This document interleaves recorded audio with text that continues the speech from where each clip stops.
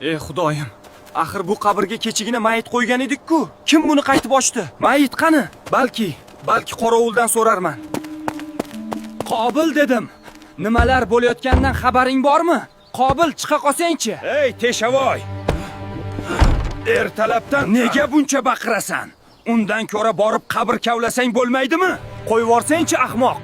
Abdurahim akaning kecha vafot etgan qizi qabrdan yo'q. Uni kimdir o'g'irlab ketgan. Qaysi xudosizning ishi bu?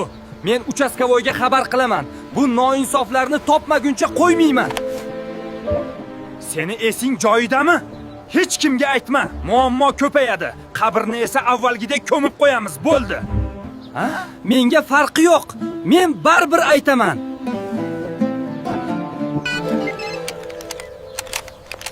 Alo. Va alaykum assalom. Kim bu?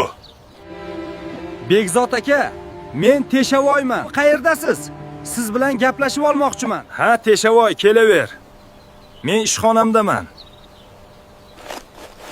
Ish qilib tinchlik bo'lsin-da.